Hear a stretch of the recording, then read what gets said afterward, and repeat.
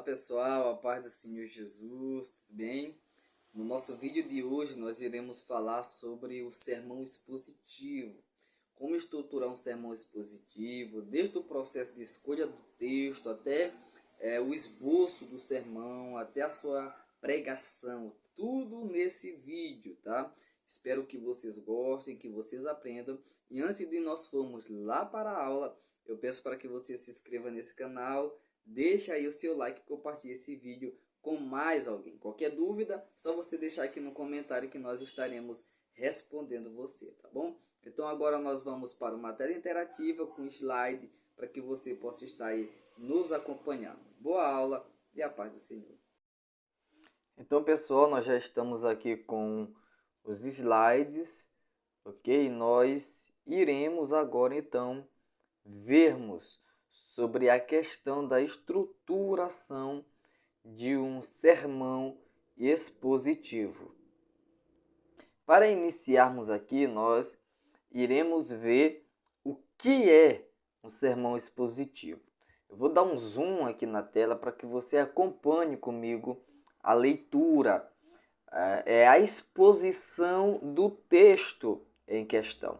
Na pregação expositiva, o pregador se preocupa em expor a ideia, os ensinos e princípios ensinados no texto em foco e aplicar tudo isso à vida cristã hoje. Então, a preocupação na pregação expositiva é expor o texto.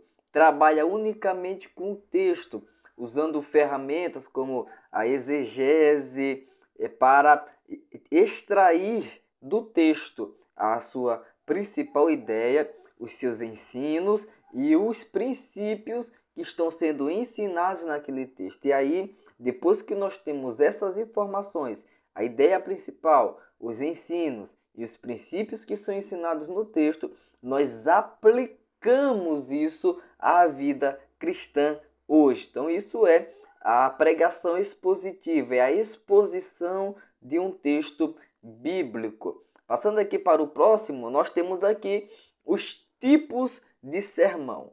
Tem pelo menos aí os mais comuns, né? São 3 tipos de sermãos mais comuns. O primeiro deles é o sermão temático. O que é o sermão temático? Esse tipo de sermão se concentra em um tema específico. O pregador escolhe um assunto e em seguida ele utiliza vários versículos de diferentes partes da Bíblia para desenvolver o tema. A ênfase é no tema. A ênfase é no tema. E as passagens bíblicas, os versículos bíblicos, eles são usados para apoiar a mensagem principal contida naquele tema.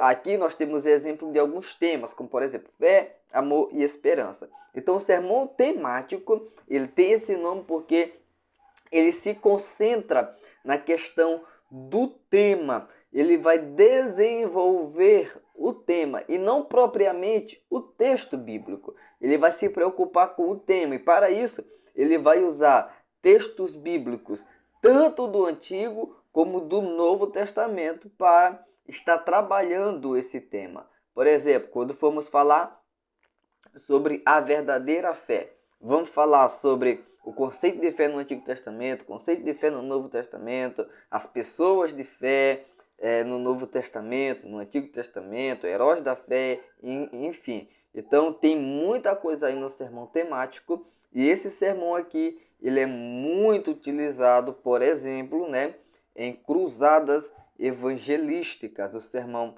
temático. Nós temos aqui outro tipo de sermão que é o sermão textual. Quando eu comecei a pregar, utilizando o sermão temático. Nós temos aqui o sermão textual, e o sermão textual ele baseia-se em um único versículo ou em uma pequena porção do texto bíblico. O pregador ele expande as ideias contidas nesse versículo, mas o foco permanece na estrutura e nos conceitos apresentados no texto original. A mensagem é desenvolvida a partir de palavras ou frases-chave do versículo escolhido. Geralmente vai pegando palavras-chave do versículo escolhido, frases que estão se repetindo no texto escolhido, e ele vai trabalhar isso. É por isso que é chamado de sermão textual. E o expositivo, que nós vimos agora há pouco, que é o terceiro aqui dessa lista, né? No sermão expositivo, o pregador explica detalhadamente um texto mais longo, ou um capítulo inteiro da Bíblia, expondo o seu significado no contexto. O foco do sermão expositivo é esclarecer o que o texto diz, é interpretá-lo corretamente e aplicar as suas lições à vida cotidiana. Então aqui nós temos esses 3 tipos de sermão. Se você ainda não é inscrito nesse canal, aproveite, se inscreva. Nós temos muito conteúdo aí edificante. E para você receber esse material e mais aí 4 esboços de sermão gratuitos, é só você entrar no nosso grupo no Telegram, e que o link está aqui no comentário. Agora nós vamos ver como montar um sermão, como estruturar um sermão, e aqui nós estamos trabalhando com o sermão temático. Nós já ensinamos aqui como estruturar um sermão temático, e na verdade esse aqui é o sermão expositivo, né? Nós já ensinamos como estruturar um sermão temático, vou deixar o link aqui na descrição também. Então aqui, nós temos aqui os passos, né? Primeiro, escolha o texto. Segundo, estude o contexto desse texto que você escolheu, a interpretação do texto, a estrutura do sermão e a revisão e oração. Agora nós vamos analisar cada um desses 5 pontos ou desses 5 passos para que você consiga aí estruturar o sermão. Vamos lá. Primeiro, a escolha do texto. Escolha um texto completo. Escolha aquilo que nós chamamos de perícope do texto. Aqui nós temos o exemplo aqui, tá? Nesse segundo parágrafo, que é João capítulo 15, versículo de 1 a 8, onde Jesus fala sobre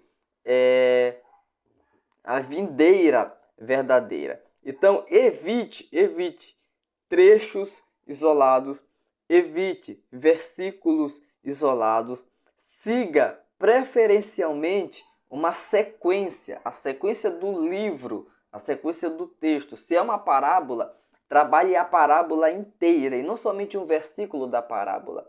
Se for uma história, trabalhe a história completa e não somente uma parte da história e deixa a outra parte da história.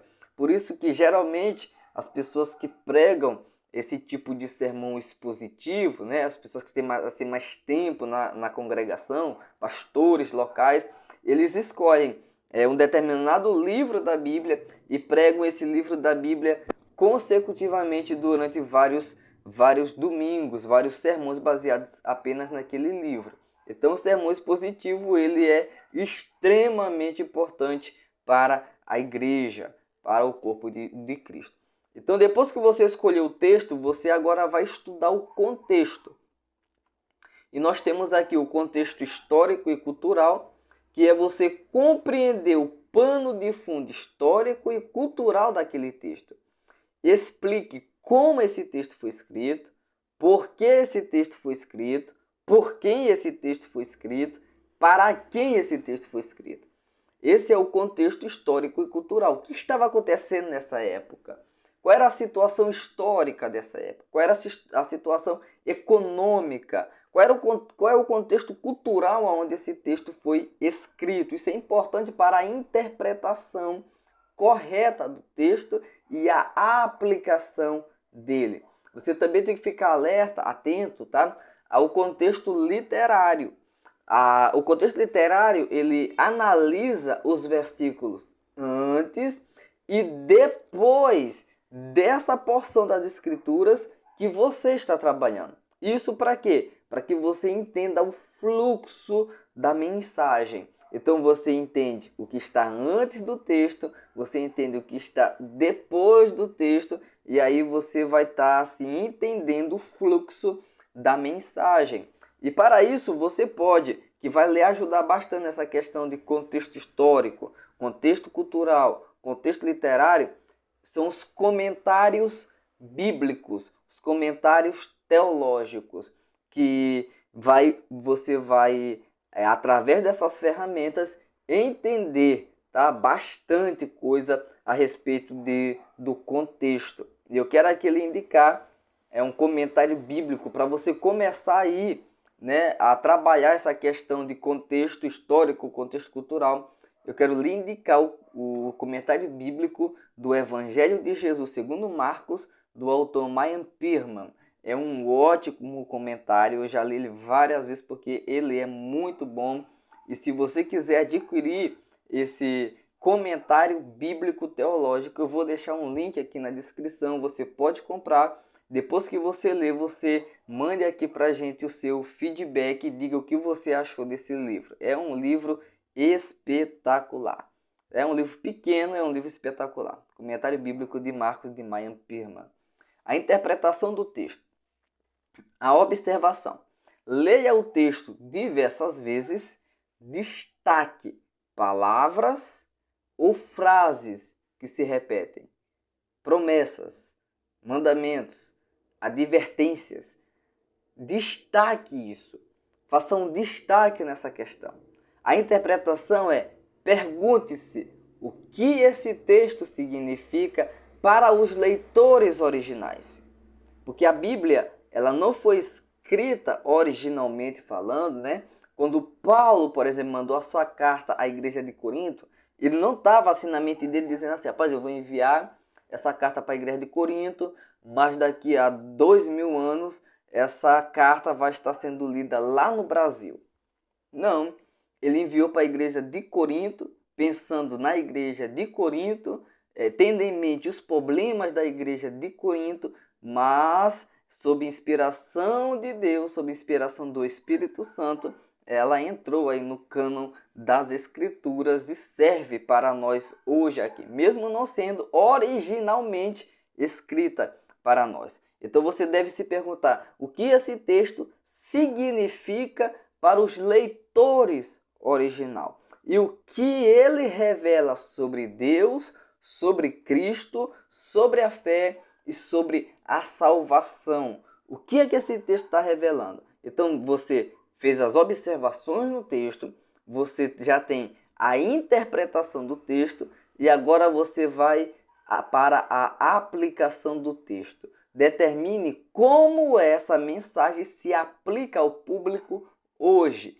Quais são os princípios que transcendem o tempo? Aquilo que era verdade nesse texto há 2000 anos atrás e continua sendo verdade hoje. Quais são os princípios que esse texto está ensinando para nós e como nós podemos colocar isso no nosso dia a dia hoje, como nós podemos aplicar isso à nossa vida hoje, ok?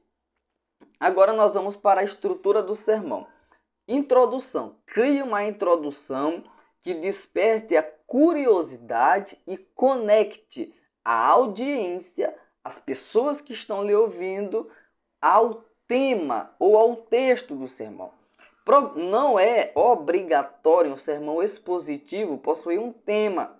Muitas pessoas colocam, aí tema no sermão expositivo, mas isso não é algo obrigatório. É algo obrigatório no sermão temático, mas no sermão expositivo não.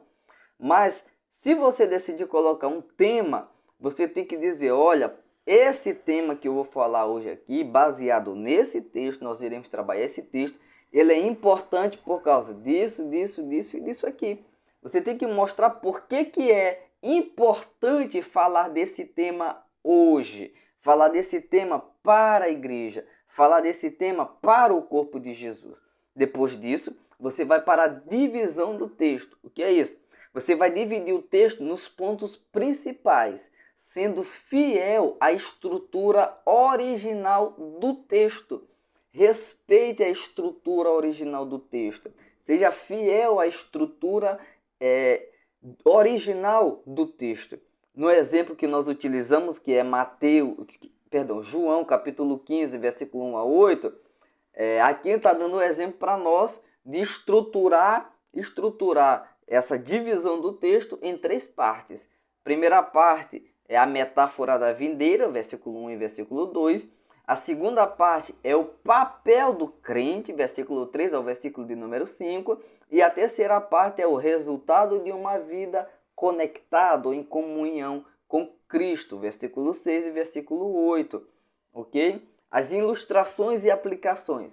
Você deve utilizar, quando necessário, ilustrações práticas para explicar cada ponto e aplique as verdades de cada ponto ao cotidiano dos ouvintes. A metáfora da figueira, por exemplo. O que é isso? Por que é importante? O que é a videira nesse texto? Segundo, o papel do crente. Qual é o papel do crente nessa parábola, né? Nessa metáfora da videira? Qual é o resultado que nós temos quando nós estamos conectados com Cristo, que esse texto nos apresenta? E depois você vai para a conclusão. Então, estruturalmente falando, nós temos introdução, divisão do texto, ilustração, aplicação e conclusão. Nós temos esses 5 pontos que nós vamos trabalhar e nós vamos mostrar aqui, claro, né, um exemplo baseado em João capítulo 15, versículo 1 ao versículo de número 8.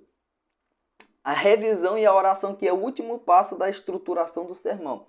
A revisão do sermão. Leia novamente sua pregação, verifique cada ponto que foi extraído do texto, e se o sermão flui de forma clara e lógica.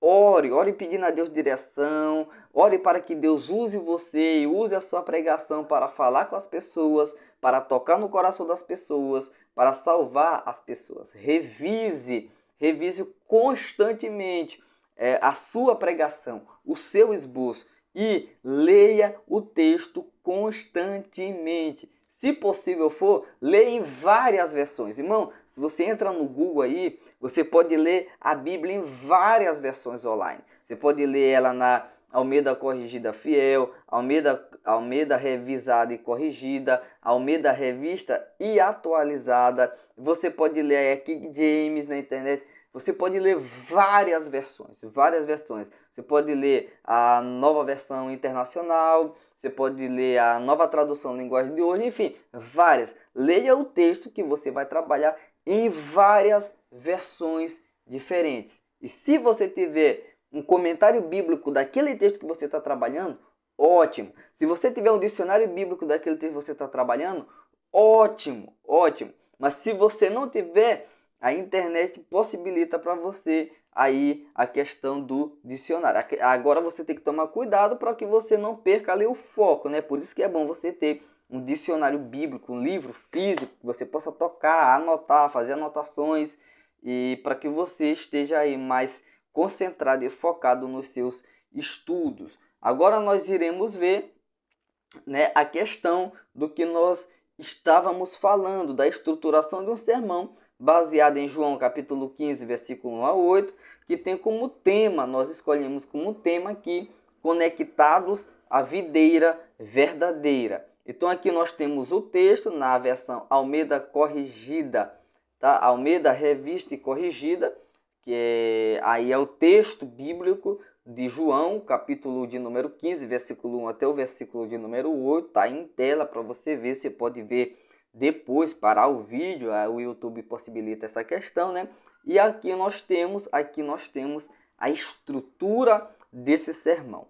Perceba como ele está bem dividido, as suas partes assim estão bem divididas, está tudo bem claro para você. Eu vou ampliar para nós estarmos vendo aqui. Aqui nós temos o título do sermão, o tema, nós temos o texto base e nós já temos aqui a introdução do sermão. A metáfora da videira usada por Jesus revela o relacionamento entre ele e os seus discípulos e também entre os discípulos e o Pai. Proposição: nós só podemos dar frutos se estivermos conectados à videira. a videira, que é, nesse caso, né, a verdadeira fonte de vida espiritual, que é Cristo Jesus. É isso que Jesus está ensinando nesse texto. Então, o que nós vamos ver nesse texto de João 15? Que nós só podemos dar fruto se estivermos conectados à verdadeira fonte de vida espiritual, que é Jesus. Sem Jesus, nós não conseguimos fazer absolutamente nada. Então, como nós falamos que nós iríamos dividir isso aqui em 3 pontos, no primeiro ponto nós iremos falar sobre o que é a videira verdadeira. E aí nós vamos dar a explicação do versículo 1 e do versículo 2. E depois nós vamos ver a aplicação disso. Olha só, explicação. Jesus se identifica como a videira verdadeira. O uso verdadeira, a palavra verdadeira, implica que existem outras videiras que podem ser falsas ou insuficientes, como por exemplo, falsos profetas, falsas religiões, falsos cristos, e aí você vai aplicando e colocando coisas aí, tá no sermão. No Antigo Testamento, Israel era comparado à videira, Isaías capítulo 5, mas falhou em produzir frutos dignos. Foi isso que João Batista falou, produzir, pois, frutos dignos de arrependimento. Mas Jesus é a videira perfeita. Qual é o ponto principal? O ponto principal é que o Pai é o agricultor cuidando da videira e dos ramos da videira. Ele limpa e poda os ramos para que produzam mais frutos. Você pode até mesmo estudar essa questão de poda dos ramos, da limpeza dos ramos para que a videira dê mais fruto. Você pode pesquisar aí o fruto da videira, o que é utilizado com o fruto da videira, a importância da videira na agricultura, enfim, é muita coisa, é muito rico o sermão expositivo.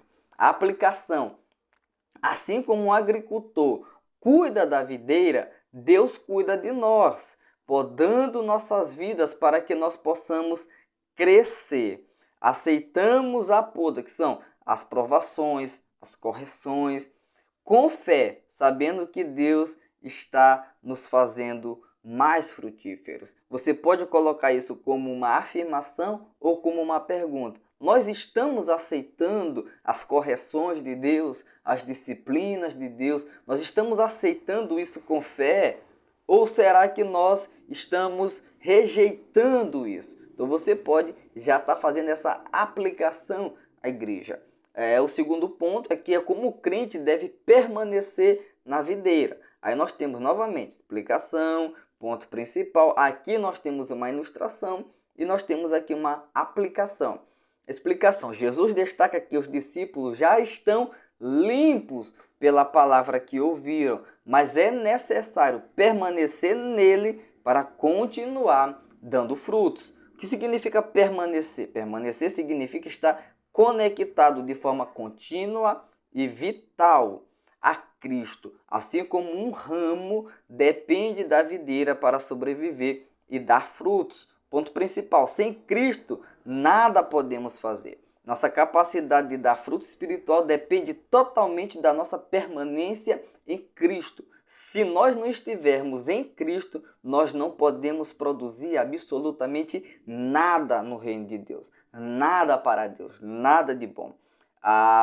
Então, nós temos agora a ilustração, né? Assim como um celular precisa estar conectado à fonte de energia para funcionar, nós precisamos estar constantemente conectados a Cristo para sermos espiritualmente vivos e produtivos. Assim como você precisa estar conectado a uma rede de internet para você acessar o WhatsApp, Instagram, YouTube, aqui por onde você está me assistindo, né? Assim também nós precisamos estar constantemente conectados em comunhão com Deus. A aplicação. Estamos buscando essa conexão diária com Cristo em nossa vida através de oração, estudo da palavra e obediência. Nós estamos fazendo isso? O que estamos fazendo para manter essa permanência? O que nós devemos fazer para manter essa permanência? Então aí nós temos a aplicação desse segundo ponto. E aqui no terceiro ponto, nós temos os resultados de permanecer ou não permanecer em Cristo. Jesus apresenta dois resultados distintos. Aí nós temos o versículo 6. O que o versículo 6 diz? Se alguém não permanece em Cristo, é lançado fora. Aqui é a explicação, ok? Explicação. Então, aquele que não permanece em Cristo, ele é arrancado, é lançado fora como um ramo seco, que será queimado. Isso aí é o juízo, tá? Se permanecermos em Cristo, versículo 7, nós podemos pedir o que quisermos e será feito conforme a sua vontade. Versículo 8, o resultado final é que Deus é glorificado quando damos muitos frutos e provamos ser verdadeiros discípulos de Jesus. Qual é o ponto principal aqui dos versículos 6 a 8? Permanecer em Cristo resulta em vida abundante e na glorificação de Deus. O contrário é infrutífero e sem vida. Se nós permanecermos em Cristo, temos vida abundante e damos muito fruto para Deus e o Senhor glorifica na nossa vida. Se nós não estivermos em Cristo, nós somos infrutíferos, somos sem vida e Deus não é glorificado na nossa vida. Qual é a aplicação disso? Como queremos que nossa vida glorifique a Deus? Estamos buscando frutificar para a sua glória ou estamos vivendo de maneira desconectada de Cristo? Então aqui nós temos a conclusão, nós temos o resumo, o desafio e o convite. Qual é o resumo? Jesus é a videira verdadeira e nos chama para permanecer nele para darmos fruto. A obra do Pai em nossas vidas é nos podar para que possamos frutificar mais e glorificá-lo. Qual é o desafio? Reflita sobre a sua comunhão com Cristo. O que precisa ser podado em sua vida? Como você pode permanecer mais conectado a Cristo diariamente? Qual é o convite? Ore a Deus, pedindo força e sabedoria para permanecer em Cristo e confiança para suportar o processo de poda que Ele faz em nossas vidas. Aí você pode convidar as pessoas para aceitar Jesus, para elas se conectarem com Cristo, para elas serem enxertadas em Cristo e assim darem frutos para Deus. E você também pode convidar as pessoas que estão passando por esse processo, né? Por esse processo de poda, assim, na ilustração que nós estamos utilizando, para que você possa orar por elas, para que Deus dê força para essas pessoas, sabedoria para que elas continuem servindo a Deus. Então, meus queridos irmãos, é isso. Não se esqueça de se inscrever no canal. Nós vamos deixar aqui os links, tá? Na descrição do vídeo e que você possa aí ser um instrumento poderoso nas mãos de Deus. Até a próxima, que Deus nos abençoe em nome de Jesus.